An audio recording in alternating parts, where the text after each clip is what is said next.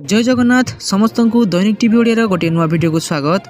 तो देश विदेश आरंभ करी किछि गुरुत्वपूर्ण खबर विषय रे चलंतु नजर पकाई नबा। तेणु आम वीडियो को शेष पर्यंत देखुथांतु। आम वीडियो भल लागिले आम वीडियो गोटे लाइक करी चैनल को सब्सक्राइब कर देबे एवं शेष रे आपण माने कमेंट माध्यम रे जणाइबा को भूलिबेनी आपण माने केउ जिल्ला रु आम वीडियो को देखुछंती।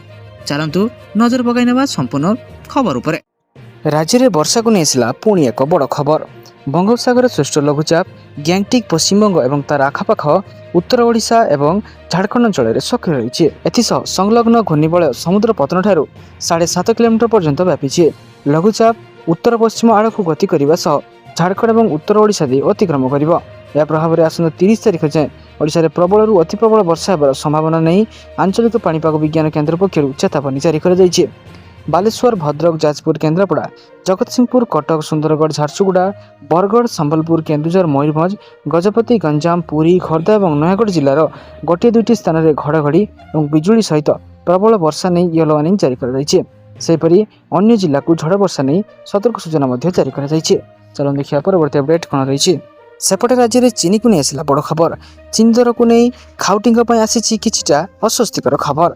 केंद्र सरकार 10 लाख टन अशोधित चीनीर शुल्कमुक्त आमदानी को अनुमति देवा सह महजुदकारी कड़ा नजर रखा पर पाइकारी बजार में चीनी दर प्राय 15% ह्रास पाई। तेज पाइकारी दर कमी यार प्रभाव एपर्यंत खुचरा बजार देखा मिलूना।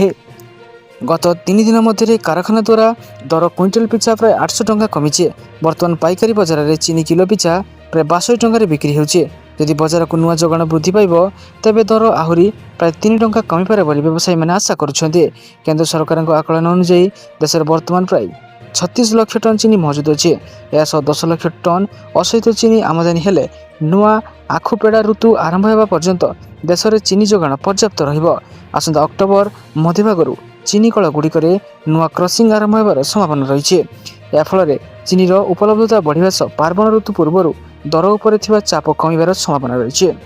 तो आपण अंचल में एवं चीनी किलो पिछा केते टंका बिक्री होची निश्चित भाव कमेंट करी जणाइबे। चलो देखिए परवर्ती अपडेट कौन रही। सेप्टेम्बर 22 तारिख ओडिशा विधानसभा मौसुमी अधिवेशन।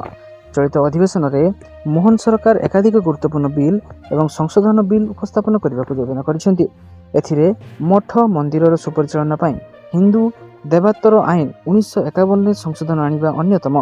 प्रचलित आईन बहु अनावश्यक धारा उपधारा को जुगोपयोगी सह मठ एवं मंदिर प्रशासनिक व्यवस्था को अधिक सुसंगठित कर सरकार लक्ष्य। संशोधन कार्यकारी हेले धार्मिक अनुष्ठान गुड़िक आर्थिक और प्रशासनिक सुपरिचालना सुदृढ़ होगी आशा कर। ओडिशा भू संस्कार आईन 1960 संशोधन आने को सरकार योजना कर प्रस्ताव ओडिशा भू संस्कार संशोधन बिल 2024 आसंता अधिवेशन में आने लक्ष्य रखा।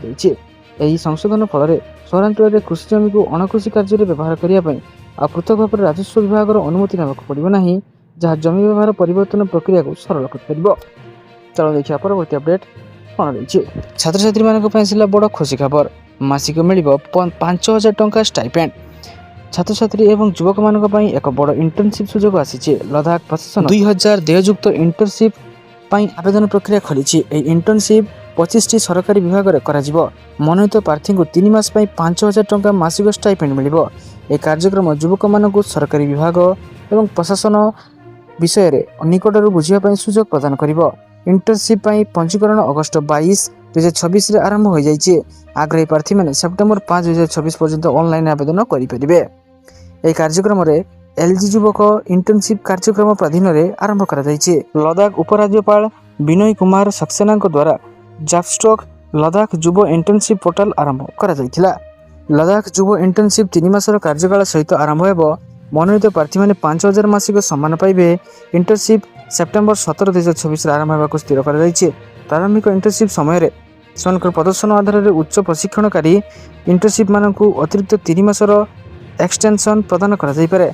कार्यक्रम समाप्त करुवा अंशग्रहणकारी मैंने एक इंटर्नशिप प्रमाणपत्र पाइपर। चलो देखिए परवर्ती अपडेट कौन रही। राशन कार्ड पाखे नथिले भी मिल राशन। सरकार आर्थिक दृष्टि दुर्बल एवं असहाय लोक गुरुत्वपूर्ण योजना चलाई था। यदि आपण सरकारी राशन उपकृत होती तेज यही खबर आपण बेस उपयोगी अटे। एक्स पोस्ट देते सूचना अनुसार सरकार यार सरकारी official media platform X ray एक पोस्ट जारी कर स्पष्ट कर जड़े ଯୋଗ୍ୟ ହିତାଧିକାରୀ ରାସନ ଦୋକାନକୁ ଯାଆନ୍ତି ଏବଂ ଘରେ ତାଙ୍କର ରାସନ କାର୍ଡ଼ ଭୁଲି ଯାଆନ୍ତି ତେବେ ମଧ୍ୟ ସେମାନଙ୍କୁ ରାସନ ମିଳିବ। ଏଥିପାଇଁ ହିତାଧିକାରୀଙ୍କ ଆଧାର କାର୍ଡ଼ ଆବଶ୍ୟକ ହେବ। ଅନେକ ସମୟରେ ଲୋକମାନେ ଜଲ୍ଦିରେ ନିଜର ରାସନ କାର୍ଡ଼କୁ ସାଙ୍ଗରେ ନେବାକୁ ଭୁଲି ଯାଆନ୍ତି। ଏଥିପାଇଁ ଭୟଭୀତ ହେବାର କୌଣସି ଆବଶ୍ୟକତା ନାହିଁ। ଦୋକାନକୁ ଗଲା ପରେ ଯଦି ଆପଣଙ୍କ ପାଖରେ ରାସନ କାର୍ଡ଼ ନାହିଁ ତେବେ ଆପଣ ଆଧାର ବ୍ୟବହାର କରି ରାସନ ନେଇପାରିବେ। ONORC ସୁବିଧା ଅଧୀନରେ ଆପଣଙ୍କର ଆଧାର ଆପଣଙ୍କୁ ଚିହ୍ନଟ କରିବା ପାଇଁ ବ୍ୟବହାର କରାଯାଇପାରିବ। ଆପଣଙ୍କର ଆଧାର ବିବରଣୀ ଯାଞ୍ଚ କରିବା ଉଦ୍ଦେଶ୍ୟ ହେଉଛି ଆପଣ ରାସନ ପାଇଁ ଯୋଗ୍ୟ କି ନାହିଁ ତାହା ନିଶ୍ଚୟ ନିର୍ଣ୍ଣୟ କରିବା। ଯଦି ସବୁକିଛି ଠିକ୍ ଥାଏ ତେବେ ଆପଣଙ୍କର ରାସନ ଯୋଗାଇ ଦିଆଯିବ। ଏଥିପାଇଁ ପ୍ରଥମେ ରାସନ ଦୋକାନରେ ଥିବା EPOS ମେସିନ୍ ବ୍ୟବହାର କରି ଯାଞ୍ଚ କରାଯାଏ, ଯାହା ଆପଣଙ୍କ IRC ସ୍କାନ୍ କରେ ଏବଂ ଆପଣଙ୍କ ଆଙ୍ଗୁଠି ଛାପକୁ ମ୍ୟାଚ୍ କରେ। ଏହାପରେ ଯଦି ସବୁକିଛି ଠିକ୍ ଥାଏ ତେବେ ଆପଣଙ୍କୁ ରାସନ ଦିଆଯିବ। ଏହାର ଅର୍ଥ ହେଉଛି ଯଦି ଆପଣ ଆପଣଙ୍କ ରାସନ କାର୍ଡ଼ ଭୁଲି ଯାଆନ୍ତି ତେବେ ମଧ୍ୟ ଆପଣ ONORC ସୁବିଧା ଅଧୀନରେ ରାସନ ପାଇପାରିବେ। ଚାଲନ୍ତୁ ଦେଖିବା ପରବର୍ତ୍ତୀ ଅପଡେଟ୍ କ'ଣ ରହିଛି। ସରକାରଙ୍କ ବଡ଼ ନିଷ୍ପତ୍ତି। ଖୋଲା ତେଲ ବିକ୍ରି ଉପରେ ସମ୍ପୂର୍ଣ୍ଣ ରୋକ ଲଗାଯିବା ସହ କଡ଼ା ନିର୍ଦ୍ଦେଶନାମା ଜାରି ହୋଇଛି। ନିୟମ ଭାଙ୍ଗିଲେ ଲକ୍ଷ ଟଙ୍କାର ଜରିମାନା ସହ ଜେଲ୍ ଯିବାକୁ ମଧ୍ୟ ପଡ଼ିପାରେ। FDA ପକ୍ଷରୁ ସ୍ପଷ୍ଟ ନିର୍ଦ୍ଦେଶ ଦିଆଯାଇଛି, ବଜାରରେ ଯେକୌଣସି ବି ଦୋକାନୀ ବା ବ୍ୟବସାୟୀ ଖୋଲା ଭାବେ ଖାଇବା ତେଲ ବିକ୍ରି କରିପାରିବେ ନାହିଁ। ତେଲ କେବଳ ସିଲ୍ ହୋଇଥିବା ପ୍ୟାକେଟ୍ ଏବଂ ଉପଯୁକ୍ତ ଲେବୁଲ୍ ସହିତ ହିଁ ବିକ୍ରି କରାଯିବ। ଖୋଲା ତେଲରେ ଉତ୍ପାଦନ ତାରିଖ, ଏକ୍ସପାୟରି ଡେଟ୍ କିମ୍ବା କମ୍ପାନୀର ସଠିକ୍ ପରିଚୟ ନଥାଏ।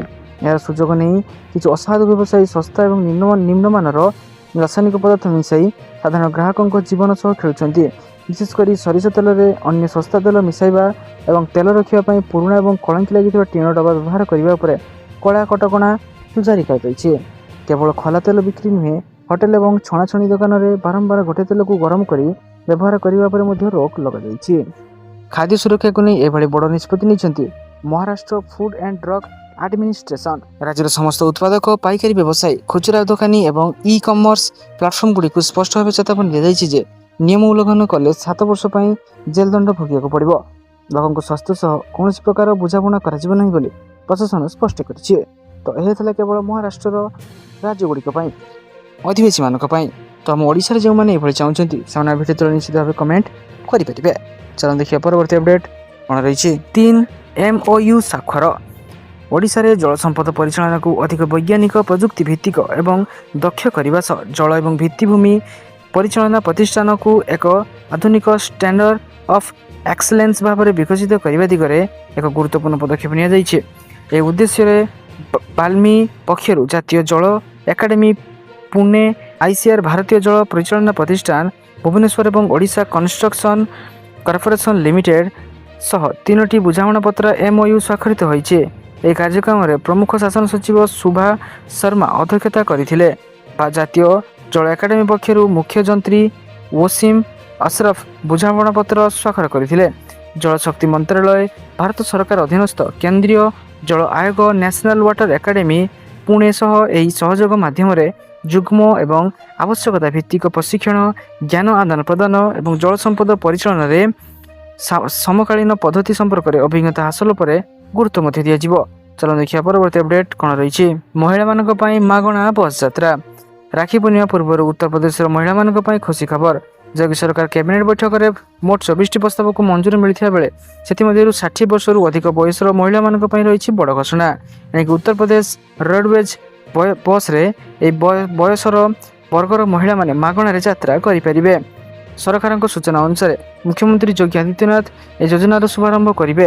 ଯୋଜନା ଲାଗୁ ହେବା ପରେ 60 ବର୍ଷରୁ ଅଧିକ ବୟସର ମହିଳାମାନଙ୍କୁ ରୋଡୱେଜ ବସ୍ରେ ଯାତ୍ରା ପାଇଁ ଆଉ ଭଡ଼ା ଦେବାକୁ ପଡ଼ିବ ନାହିଁ। ଏହି ସୁବିଧା ପାଇଁ ମହିଳାମାନଙ୍କୁ ନିଜ ବୟସ ପ୍ରମାଣପତ୍ର ପାଇଁ ଆଧାର କାର୍ଡ଼ କିମ୍ବା ଭୋଟର ID ଦେଖାଇବାକୁ ପଡ଼ିବ। ଚାଲନ୍ତୁ ଦେଖିବା ପରବର୍ତ୍ତୀ ଅପଡେଟ୍ କ'ଣ ରହିଛି। CTET ପରୀକ୍ଷାକୁ ନେଇ ଆସିଲା ବଡ଼ ଖବର। ସ୍ଥଗିତ ହୋଇଛି ସେପ୍ଟେମ୍ବର 6 ତାରିଖରେ ହେବାକୁ ଥିବା CTET ପରୀକ୍ଷା। CBSE ପରୀକ୍ଷାକୁ ସ୍ଥଗିତ ରଖିଥିବା ବେଳେ ନୂଆ ତାରିଖ ପରବର୍ତ୍ତୀ ସମୟରେ ଘୋଷଣା କରାଯିବ ବୋଲି ବୋର୍ଡ ସୂଚନା ଦେଇଛି। ସୁପ୍ରିମକୋର୍ଟଙ୍କ ଏହି ଗୁରୁତ୍ୱପୂର୍ଣ୍ଣ ନିଷ୍ପତ୍ତି ପରେ ବୋର୍ଡ ଏହି ନିଷ୍ପତ୍ତି ନେଇଛି ଯେ ଏବଂ ଆବେଦନ ପ୍ରକ୍ରିୟା ୱିଣ୍ଡୋକୁ ପୁଣି ଥରେ ଖୋଲିଯାଇଛି। ସୁପ୍ରିମକୋର୍ଟଙ୍କ କହିବା ଅନୁସାରେ ଯୋଗ୍ୟ ଶିକ୍ଷକମାନଙ୍କୁ ନିର୍ଦ୍ଧାରିତ TET ଯୋଗ୍ୟତା ହାସଲ କରିବା ପାଇଁ ଉଚିତ ଏବଂ ପର୍ଯ୍ୟାପ୍ତ ସୁଯୋଗ ମିଳିବା ଆବଶ୍ୟକ। ଏହି ନିର୍ଦ୍ଦେଶକୁ ଆଧାର କରି ଯେଉଁ ଯୋଗ୍ୟ ପ୍ରାର୍ଥୀମାନେ ପୂର୍ବରୁ ଆବେଦନ କରିନଥିଲେ ସେମାନଙ୍କୁ ଆଉ ଏକ ସୁଯୋଗ ଦିଆଯାଇଛି। ଆଶାୟୀ ପ୍ରାର୍ଥୀମାନେ 2024 ଅଗଷ୍ଟ 25 ତାରିଖରୁ ସେପ୍ଟେମ୍ବର 1 ମଧ୍ୟରେ ଅଫିସିଆଲ ୱେବସାଇଟ୍ ctet.nic.in ଯାଇ ଅନଲାଇନ୍ ଆବେଦନ କରିପାରିବେ। ପୁରୁଣା ଆବେଦନକାରୀଙ୍କୁ ପୁଣି ଫର୍ମ ପୂରଣ କରିବାକୁ ପଡ଼ିବ ନାହିଁ। ତେବେ CBSE ଏହା ସ୍ପଷ୍ଟ ମଧ୍ୟ କରିଛି ଯେ ଯେଉଁ ପ୍ରାର୍ଥୀମାନେ ପୂର୍ବରୁ ସଫଳତାର ସହ ଆବେଦନ ଫର୍ମ ଦାଖଲ କରିସାରିଛନ୍ତି ସେମାନଙ୍କୁ ପୁଣି ଥରେ ଆବେଦନ କରିବାକୁ ପଡ଼ିବ ନାହିଁ। ଚାଲନ୍ତୁ ଦେଖିବା ପରବର୍ତ୍ତୀ ଅପଡେଟ୍ କ'ଣ ରହିଛି। ସଂକ୍ରମଣ ମାତୁଛି, ମାସ୍କ ପିନ୍ଧନ୍ତୁ। ଦେଶରେ ପୁଣି ବଢ଼ିବାରେ ଲାଗିଛି ଫ୍ଲୁ ସଂକ୍ରମଣ। ବିଶେଷ କରି ସ୍ୱାଇନ୍ ଫ୍ଲୁ ବା H1N1 ମାମଲା ବୃଦ୍ଧି ପାଇବା ପରେ ରାଜ୍ୟର ବିଭିନ୍ନ ସ୍ଥାନରେ ସ୍ୱାସ୍ଥ୍ୟ ବିଭାଗ ସତର୍କ ହୋଇଛି। ଦିଲ୍ଲୀରେ ସଂକ୍ରମଣ ବଢ଼ିବା ପରେ ସରକାର ପକ୍ଷରୁ ଲୋକଙ୍କ ପାଇଁ ସତର୍କତା ଜାରି କରାଯାଇଛି। ତେବେ ଏହାକୁ ନେଇ ଭୟଭୀତ ନ ହେବାକୁ ଅପିଲ କରାଯାଇଛି। ଦିଲ୍ଲୀରେ ଏପର୍ଯ୍ୟନ୍ତ 2308ଟି H1N1 ମାମଲା ଚିହ୍ନଟ ହୋଇଛି। ଏହା ସହ ଅନ୍ୟ ଫ୍ଲୁ ଭେରିଏଣ୍ଟ ପ୍ରାୟ 600ରୁ 650 ମାମଲା ରହିଛି। ଦିଲ୍ଲୀ ସରକାର କହିଛି ସଂକ୍ରମଣ ବଢ଼ିଥିଲେ ମଧ୍ୟ ସ୍ଥିତି ନିୟନ୍ତ୍ରଣ ରହିଛି। ଦିଲ୍ଲୀ ସ୍ୱାସ୍ଥ୍ୟମନ୍ତ୍ରୀ ପଙ୍କଜ ସିଂହଙ୍କ ଅନୁସାରେ ହସ୍ପିଟାଲଗୁଡ଼ିକରେ ପର୍ଯ୍ୟାପ୍ତ ବେଡ୍, ଡାକ୍ତର ଏବଂ ଔଷଧ ଉପଲବ୍ଧ ରହିଛି। ଏପର୍ଯ୍ୟନ୍ତ କୌଣସି ମୃତ୍ୟୁ ହୋଇନଥିବା ବେଳେ ଗୁରୁତର ଅବସ୍ଥାରେ କୌଣସି ରୋଗୀ ICU କିମ୍ବା ଭେଣ୍ଟିଲେଟର ନଥିବା ସେ କହିଛନ୍ତି। ଚାଲନ୍ତୁ ଦେଖିବା ପରବର୍ତ୍ତୀ ଅପଡେଟ୍ କ'ଣ ରହିଛି। 4 ମାସରେ ଧାଡ଼ି ଦର୍ଶନ।